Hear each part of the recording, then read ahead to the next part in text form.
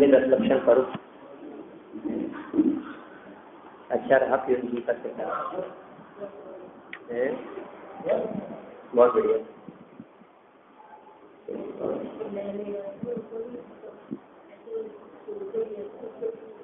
हाँ बहुत सरल भाषा में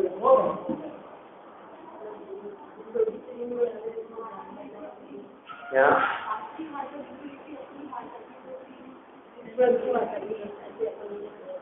हाँ चलिए बहुत बढ़िया। आत्मानुशासन और तप और स्वरूपी निधि की रक्षा करने की प्रेरणा इस श्लोक के संदर्भ में अपनी चर्चा यहाँ चल रही थी। यही चलना है ना?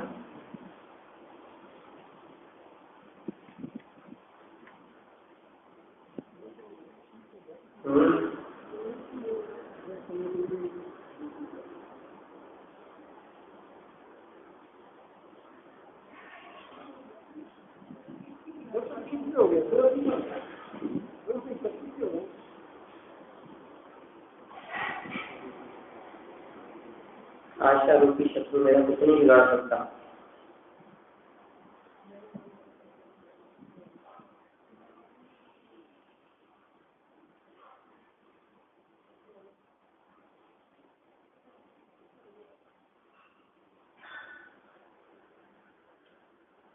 तो 230 से पढ़ लेते हैं एक बार।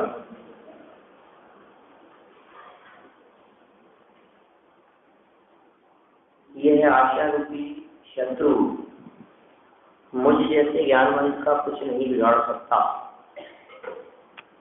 पढ़ लिया था। इस प्रकार ज्ञान के गर्व से आशा रूपी शत्रु को कमजोर नहीं समझना चाहिए। ज्ञान का जब गर्व विशेष होता है तो आशा और इच्छा रूपी शत्रुओं को ये कमजोर समझ लेता है कि मेरा क्या बिगाड़ रहेगा, यदि मैं कहीं जाऊंगा तो मेरे मन में इच्छाएं उत्पन्न नहीं होगी। बाजार में जाने से, मॉल में जाने से, मेले में जाने से, एग्जीबिशन में जाने से, कि मैंने ऐसी चर्चा की कि मैंने क्या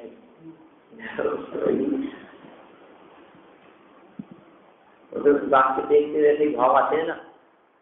इसी तरह की परिस्थितियां होती है कि नहीं नहीं आप चिंता मत करो, आप तो बताओ, है ना, कोई फर्क नहीं पड़ता है। तो ये कह रहे हैं कि ये जो इच्छाएं हैं ये तीनों लोगों का महाभयंकर अद्वितीय वैरी है। इच्छाओं की चर्चा कर रहे हैं। मैंने हृदय में जो इच्छाएं उत्पन्न होती है ये महाभयंकर शत्रु है इस जीव का। वही व्यक्ति ये कहे कि मुझ में ज्ञान विशेष है, इसलिए ये इच्छाएं मेरा कुछ नहीं बिगाड़ सकती, तो ऐसा नहीं है। इसे सर्वथा दूर करना चाहिए। इस बात को यहाँ आचार्य देव दृष्टांत के माध्यम से समझाते हैं। देखिए कैसी बात कहते हैं। अगाध जल वाले समुद्र को भी बड़वानव सूख लेता है। अतः जिसे शत्रु दबाए रहते हैं उसे शांति कैसे हो सकती है। जिनके रंच मात्र भी शत्रु नहीं है वे ही निश्चिंत रह सकते हैं। यह आशा तो प्रबल शत्रु है, इसके होते हुए शांति कैसे हो सकती है। आप ये कह रहे हैं कि हम ज्ञान से उसे जीत लेंगे, लेकिन भाई साहब उसकी उत्पत्ति ही तो दुख का कारण है।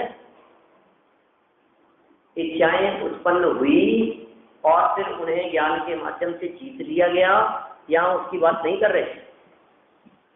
यहाँ तो ये कह रहे हैं कि इच्छाएं उत्पन्न हुई थी ना, और वही खतरनाक काम था। इच्छाएं उत्पन्न ही ना हुए तब तो समझदारी का काम है। और आप कहो होने दो, हम उनको दबा देंगे, हम उनको जीत लेंगे। ये कह रहे हैं कि शत्रु यदि गोद में बैठा हो तो फिर इसको सुख शांति संतुष्टि कैसे मिल सकती है। भावार्थ देखिए, जैसे समुद्र में जलाभार है और बड़वानल की अग्नि थोड़ी है तो भी वह उसके जल को सूख लेती है। अतः जब थोड़े से भी शत्रु माने कमजोर शत्रु के सद्भाव में भी निरावासता नहीं होती तो आशा के अभाव बिना निराकुलता कैसे हो सकती है। यदि कदाचित तू समझेगा कि मेरे तो संयमादि गुण प्रबल है, आशा मेरा क्या बिगाड़ लेगी, परंतु ऐसा नहीं विचारना चाहिए। समुद्र अति गंभीर था तो भी उसे जरा सी बड़वान ने सोख लिया। अतः आशा रूपी तीव्र अग्नि संयम रूपी समुद्र को अवश्य ही सोखेगी। इसलिए आशा का सर्वथा नाश करने का प्रयत्न करना चाहिए। देखिए, आप संयम से इच्छाओं को दबाने की बात करते हैं, हम ये कह रहे हैं कि इच्छाएं उत्पन्न होगी तो संयम को जला देगी। कितनी महत्वपूर्ण बात कह रहे हैं। आप अपने इच्छाओं को दबाने का प्रयास नहीं, उत्पन्न ही न हुए ऐसा प्रयास करें, क्योंकि आशाएं इच्छाएं भी उत्पन्न होगी तो फिर संयम साधना ये सबको खा जाती है। सूक्ष्म ज्ञान के दम पर दम नहीं सकती है वो इच्छाएं। तो क्योंकि देखिए, समुद्र में जलने वाली बड़वागनी वो समुद्र के इतने अथाह जल को भी दबा देती है, नष्ट कर देती है, उसे जला देती है, उस जल को नष्ट करने में समर्थ होती है। या ऐसा कह सकते हैं कि समुद्र का वो अथाह जल उस अग्नि को बुझाने में समर्थ नहीं है। तो जब समुद्र का अथाह जल भी उस अग्नि को बुझाने में समर्थ नहीं है, तो कह रहे हैं आपकी किंचित संयम साधना वैराग्य में जीवन ये आपकी इच्छा रूपी अग्नि को कैसे नष्ट कर देगा। इसलिए सावधान रहे, सतर्क रहे, मोह का सर्वथा नाश करने की प्रेरणा। यदि तो आशा रूपी शत्रु को निर्मूल करना चाहता है तो मोह का सर्वथा त्याग कर, यह बात आगामी चंद में है, मोह का नाश करने की प्रेरणा।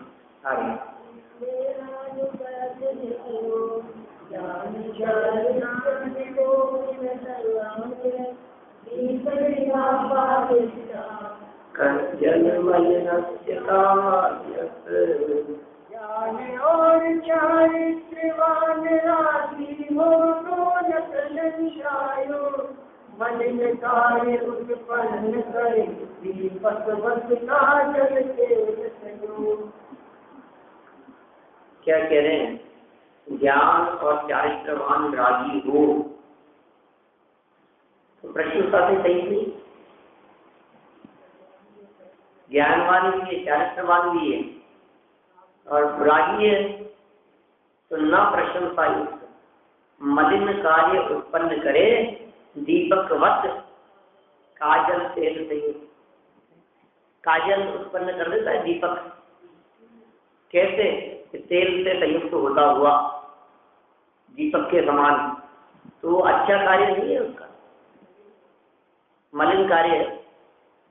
माने ज्ञान और चारित्र को जैसे ज्ञान प्रकाशमान करने का कार्य करता है, उसी तरह से दीपक भी प्रकाशमान करने का कार्य करता है। ठीक है ना? जिस तरह से चारित्र या तप कर्म को जलाने का कार्य करते हैं, ठीक उसी तरह से दीपक भी तेल को जलाने का काम करता है। ठीक है? माने जलाना और प्रकाशित करना, ये दो कार्य हैं दीपक के। ऐसे ही ज्ञान का कार्य प्रकाशित करना और चारित्र का कार्य, तप का कार्य कर्मों को जला देना। लेकिन कह रहे हैं कि जिस तरह से दीपक में वो माइनस पॉइंट दिखाई देता है, यदि ज्ञान चारित्रवान होकर के भी राग साथ में रखा तो वो काजल उत्पन्न करने जैसा है, कलुषता उत्पन्न करने जैसा है, मलिनता से सहित वाला कार्य होगा वो। तो ऐसी मलिनता न होवे, उसके लिए ये बात यहाँ कहना चाहते हैं। देखिए अर्थ, मोह से युक्त हृदय वाले, माने जिनका हृदय मोह से युक्त है, ऐसे पुरुष यदि शास्त्र ज्ञान और शुभाचरण से शोभित हैं तो भी प्रशंसा योग्य नहीं है क्या? तो प्रशंसा नहीं मिलेगी, राग संयुक्त है ना। इसलिए मोह से युक्त हृदय वाले, जिनके हृदय में मोह है, जिनके हृदय में विकार है, जिनके हृदय में कषाय है, जिनके हृदय में राग द्वेष है, ऐसे पुरुष यदि शास्त्र ज्ञान और शुभाचरण से शोभित हो, अच्छा आचरण करते हो, शास्त्र ज्ञान भी हो, तो भी प्रशंसा नहीं मिलती। जैसे तेल युक्त होने से दीपक काजल उत्पन्न करता है, वैसे राग युक्त जीव पाप और अशुभ कर्म रूप मलिनता को उत्पन्न करता है। ऐसा जानकर जगत से स्नेह अर्थात राग छोड़ना चाहिए।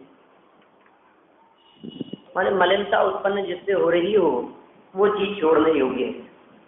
निष्कर्ष स्वरूप बात यह है कि यह जिस चीज के होने से हृदय में मलिनता उत्पन्न होती हो, जो चीज अंदर में कलुषता और कालिमा उत्पन्न करने वाली हो, आप उससे सावधान रहें।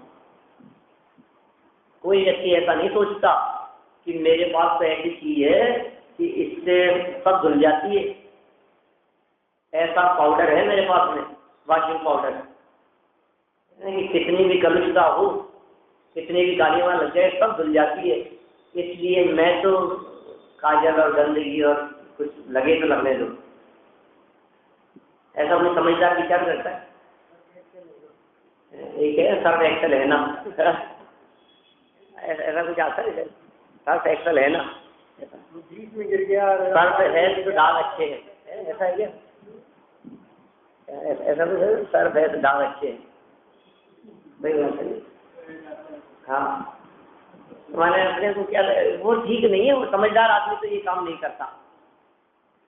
ऐसे ही कह रहे हैं कि हमारे पास में ज्ञान और चारित्र्य है तो रागादि और मोह की कलुषता ठीक है, कोई बात नहीं, क्योंकि हम ज्ञान और चारित्र्य के दम पर उस कलुषता को मिटा देंगे। हमारे साथ कलुषता को नहीं मिटाएंगे, वो कलुषता आपके ज्ञान और चारित्र्य को खा जाएगी।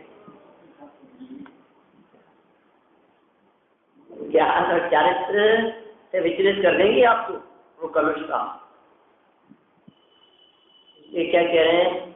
जैसे तेरा शुभाचरण रूप दीपक राग भाव रूपी तेल से युक्त होकर पाप रूप कलंक को उत्पन्न करता है, इसलिए देहादि से राग छोड़, जैसे तेल रहित अग्नि सदा प्रकाशित रहती है और काजल उत्पन्न नहीं करती।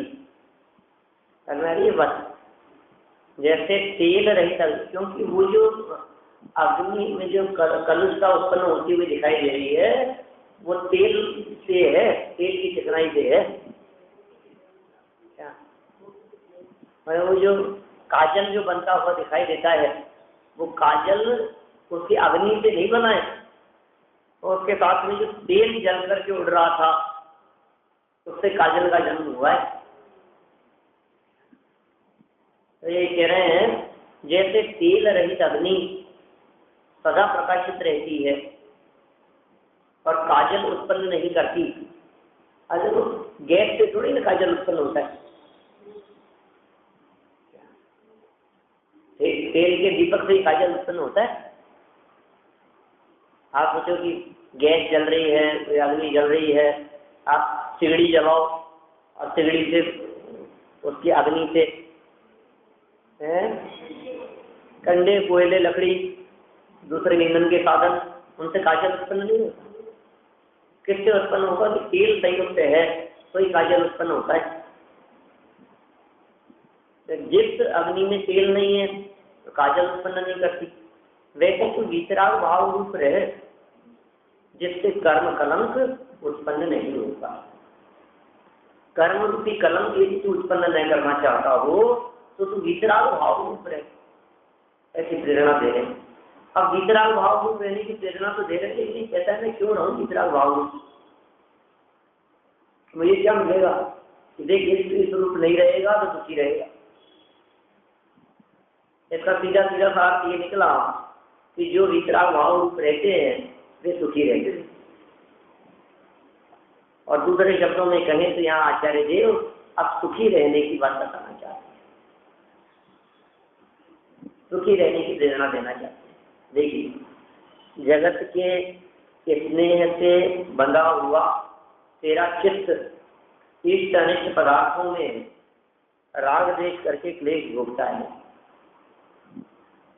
जगत के स्नेह से, मोह से, राग से, उनके अपनापन से, बाह्य जगत के पदार्थों से किए जाने वाले अपनेपन से तेरा चित्त बंधा हुआ है और वो इष्ट अनिष्ट पदार्थों में राग द्वेष करके क्लेश भोगता है। यह बात आगामी छंद में कहते हैं, अनुच्छेद छंद।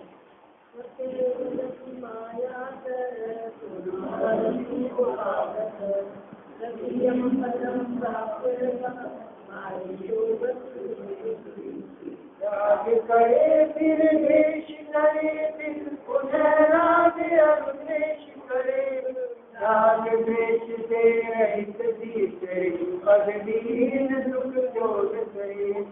कितनी सरल बातें कही, बातें बहुत सरल सरल है। राग करे फिर द्वेष करे, फिर पुनः राग करे फिर द्वेष करे। माने राग द्वेष रूप, राग द्वेष का दूसरा नाम संसार है। संसार की व्याख्या की है आचार्य ने, राग द्वेष का दूसरा नाम ही संसार है।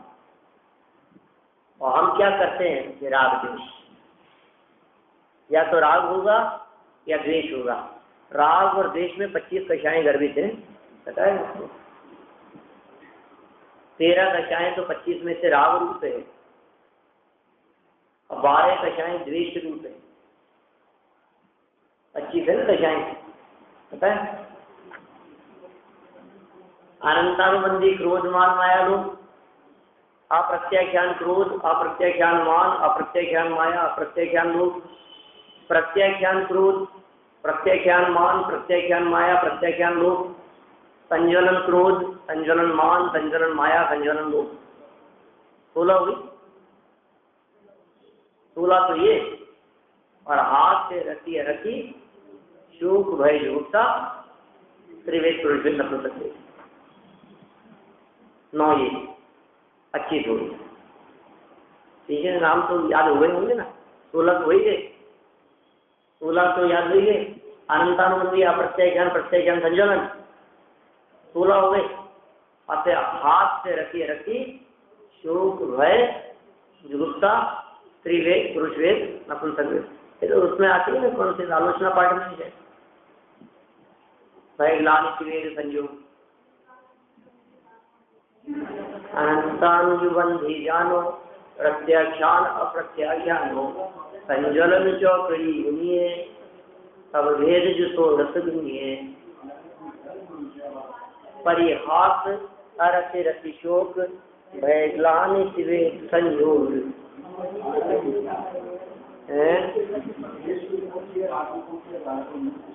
क्या? हाँ, 13-12 में नहीं, 25 तो नाम है। आलोचना पाठ जो बोलते होंगे, जिन्हें याद होगा, बराबर जान सकते हैं वो चीज। लेकिन आजकल तो पाठ जैसी परंपरा रही नहीं ना कुछ। हाँ, चलिए। तो राग द्वेष करता रहता है, कभी राग कभी द्वेष, कभी राग कभी द्वेष, कभी द्वेष द्वेष, कभी राग राग, मैंने पुनः पुनः बदल बदल करके। तो राग द्वेष से रहित तीसरा पद कैसे मिलेगा जब राग द्वेष में उलझा रहेगा? कभी राग और कभी द्वेष, यदि 2 ही अवस्थाएं इसकी होती रहेगी तो फिर तीसरी अवस्था की प्राप्ति कैसे हो सकेगी? इसी को दूसरे शब्दों में भी कह सकते हैं कि कभी शुभ और कभी अशुभ। यद्यपि राग और द्वेष दोनों ही शुभ और दोनों ही अशुभ भी होते हैं, ठीक है ना। कभी शुभ और कभी अशुभ, यदि ये निरंतर शुभाशुभी करता रहेगा तो फिर तीसरा पद जो शुद्ध है उसकी प्राप्ति कैसे होगी? माने नहीं हो सकेगी। राग द्वेष से रहित तीसरे पद विहीन दुख क्यों न सहे, तो इसे राग द्वेष से रहित तीसरे पद के कारण दुख क्यों नहीं होगा, ये दुख क्यों नहीं सहेगा? अर्थ। रे अज्ञानी, तो विषयों की रुचि से अरुचि में आता है। क्या कह रहे हैं? अज्ञानी जीव की बात करते हैं। हे अज्ञानी, तू विषयों की रुचि से अरुचि में आता है और फिर इन्हीं में रुचि करता है। अभी ऐसा लगता है हमारे को कि हमें विषयों से अरुचि हो गई,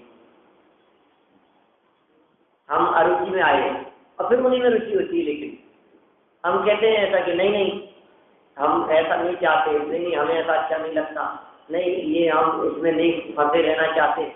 तो ऐसा लगता है जैसे इसको अरुचि हो गई विषयों से, लेकिन फिर वही उन्हीं विषयों में रखे बचे रहना चाहता है। रे अज्ञानी, तो विषयों की रुचि से अरुचि में आता है और फिर इन्हीं में रुचि करता है। इसलिए तू जगत से उदासीनता रूप वैराग्य प्राप्त न करके दुखी है। इसलिए तेरे को ये जगत से उदासीनता रूप वैराग्य हुआ नहीं है। तो कहता है ऐसा बातें करता है, वैराग्य हो जाता तो तू सुखी हो जाता, नहीं वैराग्य हुआ नहीं है इसलिए तू दुखी है। अतः ऐसा जानकर यदि तू कल्याण करना चाहता है तो तू राग द्वेष को छोड़कर वैराग्य का सेवन कर। यदि तू सच में ये चाहता है कि तुझे सुख की प्राप्ति हो, तो दुखी नहीं होना चाहता है, कल्याण करना चाहता है, अपना कल्याण करना चाहता है, तो तू राग द्वेष को छोड़कर वैराग्य का सेवन कर। भावार्थ देखिए, इस संसार में लोग स्त्री आदि विषयों को पहले तो रुचि से भोगते हैं, फिर तत्काल ही उनसे अरुचि हो जाती है, लेकिन फिर उन्हीं से रुचि करते हैं। फिर इस दशा कैसे दिखती है वो लोग? अब आदि पदार्थों के अंदर सब लगा लेना, आदि विषयों में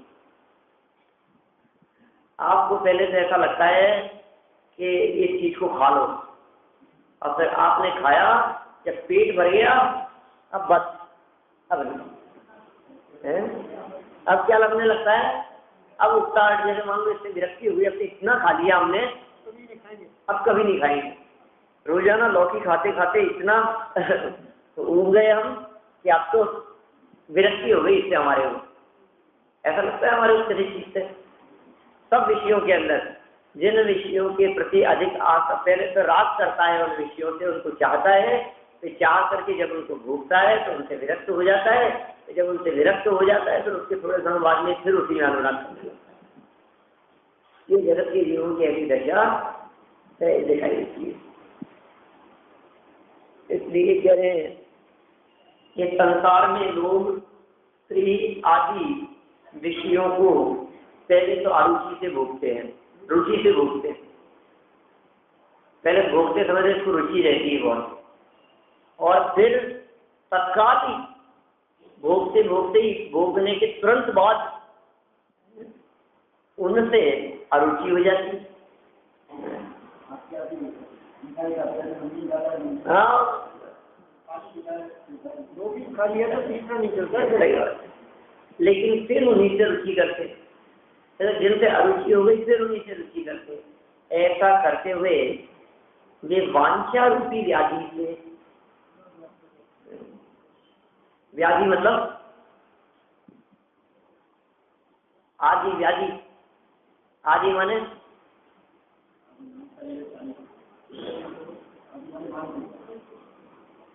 क्या है? आपने दोनों बोल दिए इसलिए कहता हूँ क्या है। कह रहे हैं वांछा रूपी व्याधि से, ये बीमारी से, इच्छाओं रूपी बीमारी है, ये बीमारी कम नहीं है। ये देखो, जो व्यक्ति जगत में अपने आप को स्वस्थ कहता है उसके लिए भी कह रहे हैं तुम्हें पता नहीं तुम्हें कौन सी बीमारी है। हाँ, व्याधि है। जो व्यक्ति जगत में ये कहते हुए दिखाई देते हैं, अरे नहीं साहब हम तो कोई बीमारी नहीं है, ये तुम्हारी ही बीमारी है। तो कौन सी बीमारी है? ये वांछा रूपी बीमारी। हमें ये चाहिए, हमें ये चाहिए, ये बीमारी है। वे वांछा रूपी व्याधि से सदा व्याकुल रहते हैं। वे रुचि अरुचि से रहित विचार भाव को प्राप्त न करते हुए खेद छिन्न होते रहते हैं। इसलिए राग द्वेष को तजकर समता भाव को भजकर सुखी होना चाहिए।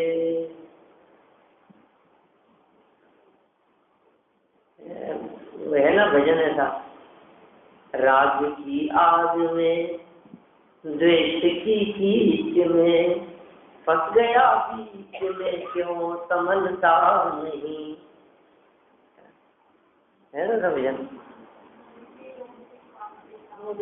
भोग के रोग से पाप के ताप से अपने मन को हटा ले तो क्या बात है। रमेश जी ऐसा तो भजन किया, वो गाते थे। भोग के ताप से, ताप है, भोग है, विषय भोगों का परिणाम है। इन सब से अपने मन को हटा ले। राग और द्वेष इनकी कीच में कीचड़ है, जो तेरा उपयोग फंस गया है, जो मलिन हो रहा है। ये कह रहे हैं इनकी रुचि और अरुचि से रहित। ये अरुचि को भला समझता है। देखो जो लोग मूर्ख हैं वे उन विषयों की रुचि को भला समझते हैं, और कुछ लोग ऐसे हैं जो उनके प्रति अरुचि रख करके अपने आप को समझदार समझते हैं। विषयों के प्रति रुचि रख करके सारा जगत अपने आप को श्रेष्ठ मानता है, लेकिन विषयों की अरुचि रख करके कुछ लोग ऐसे हैं जो अपने आप को श्रेष्ठ समझते हैं। ये कह रहे हैं रुचि हो चाहे अरुचि हो, दोनों एक ही खाते में है। क्या क्या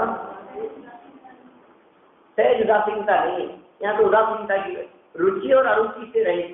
कितने बारे में बात करें, ये रुचि से रहित बनने की तो बात सोचता है, लेकिन अरुचि से रहित बनने की बात नहीं सोचता। विषयों के प्रति घृणा हो गई उन्हें, अपने को नहीं, अपने तेरे को घृणा हो गई है तो ये अरुचि हो गई है। अरुचि में भी वितरागता नहीं है।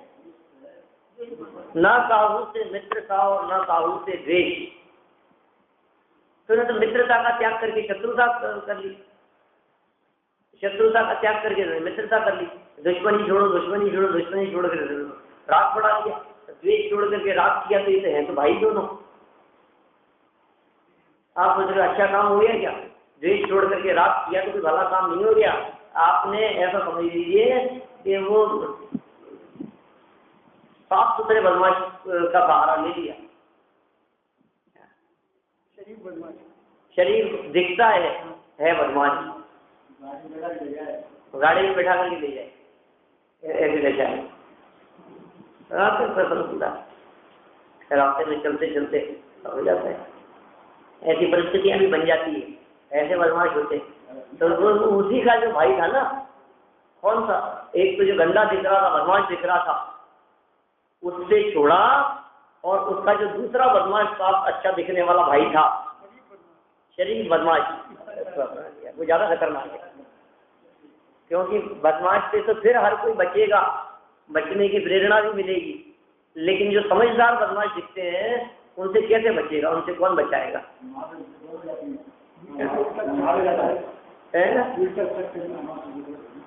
उल्टा चक्कर में फंस जाता है। देखो द्वेष और राग में यही चक्कर है। सारी दुनिया द्वेष को बुरा कहती है, हिंदू भी बुरा कहते हैं, मुसलमान भी बुरा कहते हैं।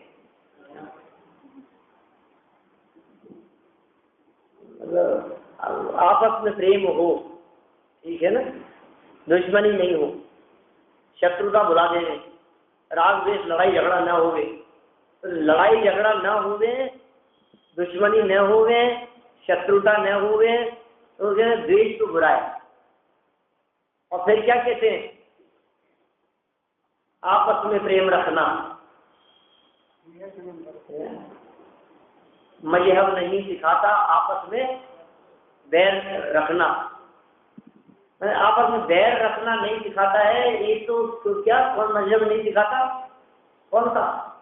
हिंदू मुस्लिम सब हिंदू, मुस्लिम, सिख, ईसाई सब क्या कहते हैं?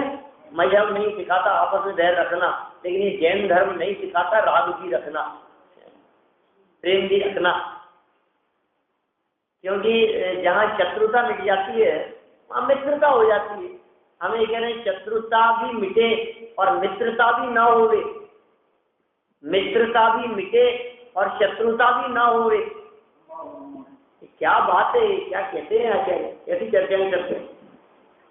शत्रुता मिट जाए और मित्रता ना होवे, मित्रता भी मिट जावे और शत्रुता भी ना होवे, ये ऐसा कैसा स्वरूप हो सकता है? कि ऐसे स्वरूप को कहते हैं वीतरागता। वीतरागी होने की प्रेरणा देते हैं यहाँ से।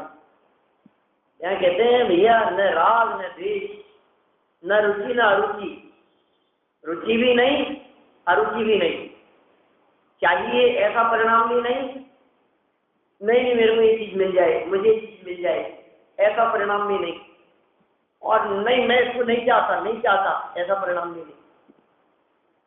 चाहता हूं और नहीं चाहता हूं, ये दोनों ही प्रकार का परिणाम जहां मिट जाए उसका नाम है वीतराग भाव। भावार्थ की तीसरी लाइन। ऐसा करते हुए वे वांछा रूपी व्याधि से सदा व्याकुल रहते हैं। वे रुचि अरुचि से रहित वीतराग भाव को प्राप्त नहीं करते हुए खेद खिन्न होते रहते। अब वो लोग वीतराग भाव को प्राप्त नहीं किया तो खेद खिन्न होते रहते। निरंतर इस बात का खेद बना रहता है, माने ऐसा बना ही रहता है कि रुचि अरुचि से रहित, रुचि अरुचि से रहित वीतराग भाव तो है नहीं, तो अब खेद ही बना रहेगा। कभी प्राप्ति की चाह, कभी बिछुड़ने का दुख। तो बिछुड़ने से भी दुख है और मिलने से भी दुख है, दोनों ही चीजों के अंदर परेशान है। क्योंकि आकुलता फिर भी बनी रही, क्या कारण जान नहीं पाया। खूब विषय भोग मिल गए, हमारे सामग्री मिल गई। शुभ कर्मों का फल विषय भोग, भोगों में मानस रमा रहा। नित नई लालसाएं जागी तन्मय हो उनमें रमा रहा। शुभ कर्मों का फल विषय भोग, बोलो कैसा लगता है हमारे को? निरंतर उसी उसमें सब मिल जाए हमारे को, बहुमूल्य जगत का वैभव है। क्या हमको सुखी बना सकता? क्या?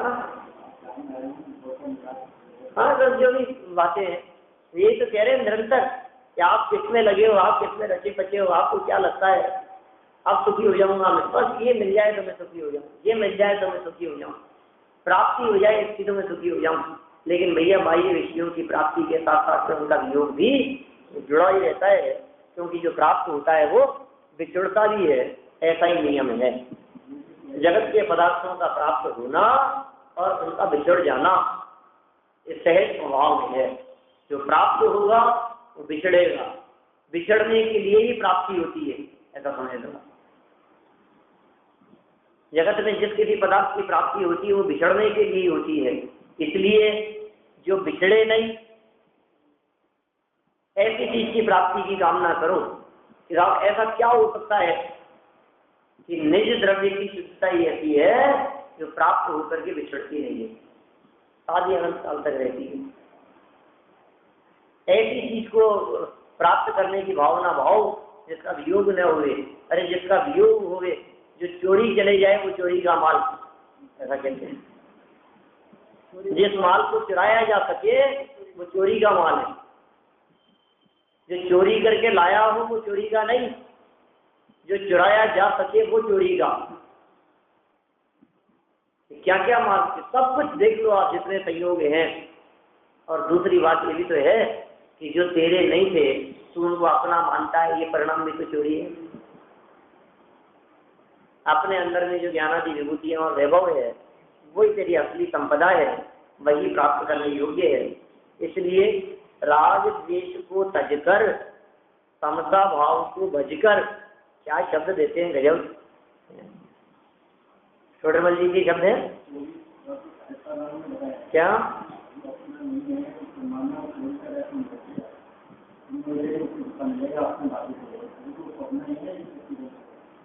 हाँ वो व्यवहार से अपना है ना, लेकिन निश्चय से बात करेंगे तो तुमसे अपना मानता प्यार तो पराई समझ गई देखी चाह चोरी। आप उमा स्वामी आचार्य की बात कर रहे हैं तो मैं तो जमाना बदल गया है, मैं बनारसी दास जी की बात करता हूँ। आप पुराने जमाने की बात कर रहे हैं, मैं नए जमाने की बात करता हूँ। बनारसी दास जी ने 7 प्रकार के व्यसनों की परिभाषा देते हुए प्यार को पर वस्तुओं की चाह रखने के नाम को चोरी प्रतिपादित किया है निश्चय से। अब वही चोरी है। और देखो बाहरी चोरी को छोड़ देगा उससे तेरा भला नहीं होगा, लेकिन अंदर में निश्चय से जो पर पदार्थों के प्रति चाह और विकारी बुद्धि रूप अपनेपन की बुद्धि रूप जो चोरी का परिणाम है वो छोड़ेगा तो तेरा भला होगा। ऐसे चोर तो जगत में कितने दिखते हैं, अदत्ता राम लिखते हैं हम वाले, बहुत कम उसे। आप बताओ आपके आस पड़ोस के अंदर कौन कौन व्यक्ति चोर है? आप नहीं कम ज्यादा से ज्यादा या कम से कम भी माने तो 500-700 लोगों को तो जानते होंगे आप, शक्ल से, नेचर से, परिवार वाले, जानने वाले, मिलने वाले 500-700 हजार लोगों को जानते हो। समाज वाले, मंदिर वाले, जिनका नाम जानते हो, जिनको आप जानते हो, 500-700 हजार लोग जो आपकी निगाह में आ रहे हैं, जो आते हैं, आपके रिलेटिव से हैं, आप पड़ोस वाले हैं, उन सब में से कितने लोग ऐसे हैं जो चोर हैं? बताओ कितने लोग ऐसे हैं जो चोर हैं? एक भी नहीं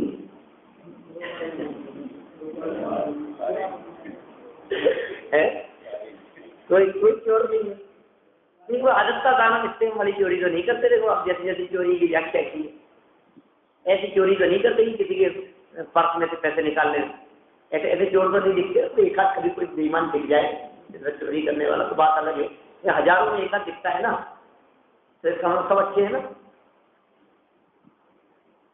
ये कह रहे तो भी मुक्ति क्यों नहीं होती कि चोरी नहीं करते? तो चोरी भी नहीं करते, झूठे भी नहीं है, कुछ व्यभिचार भी नहीं करते, हिंसक भी नहीं, हत्यारे भी नहीं है। फिर ये वो जो क्या है, जैसे असली चोरी कहा है बनारसी दास जी ने, उसको छोड़ने की बात कर रहे हैं यहाँ। रुचि और अरुचि से रहित वीतराग भाव को प्राप्त नहीं करते हुए खेद चिन्ह होते रहते हैं, दुखी होते रहते हैं, पीड़ित होते रहते हैं, आकुलित होते रहते हैं। इसलिए राग देश को तज कर समता भाव को भजकर सुखी होना चाहिए। राग देश को त्याग देना चाहिए, समता भाव को अपनाना चाहिए और सुखी होना चाहिए। यही सुखी होने का मार्ग है, यही सुखी होने का उपाय है। तो इस तरह से इस विधि से हम सभी सुखी हो गए। यदि भावना से बात विधि पढ़ने में अच्छी लगती है, सुनने में भी अच्छी लगती है। हाँ कर नहीं पाती है, सही बात है।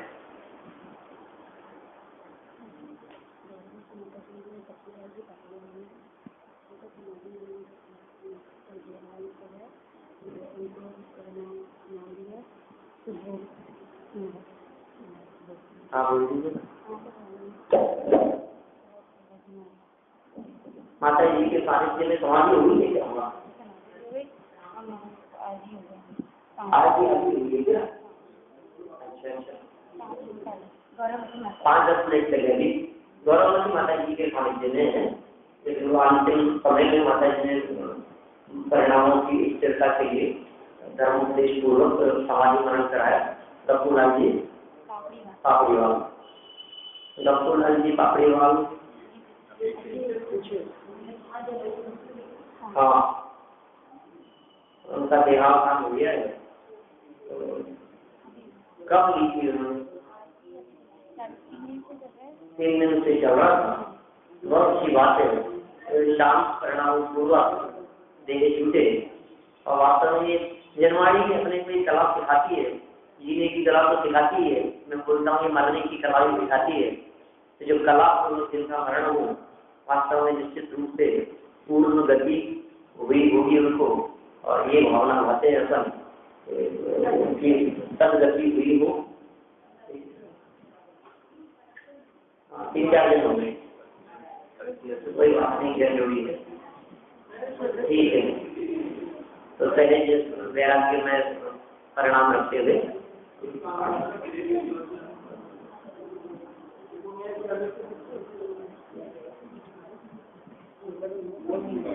हाँ 9 वर्ण में कर्म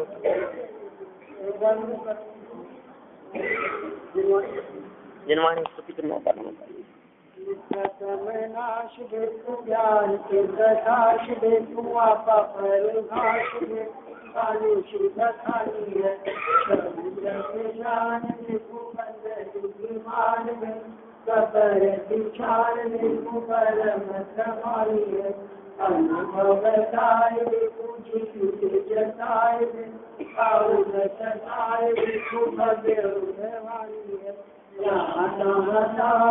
उतार के उतार उतार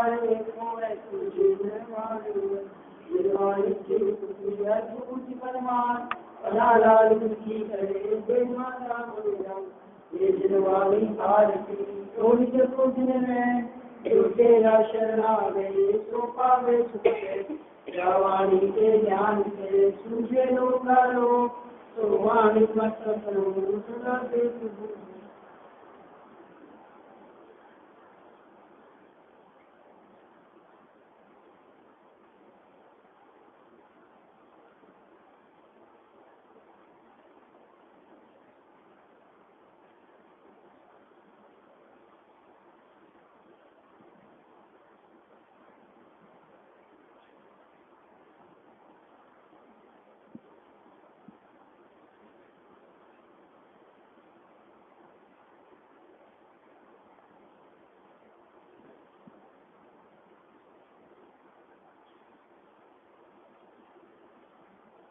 द्वादश स्वामी जी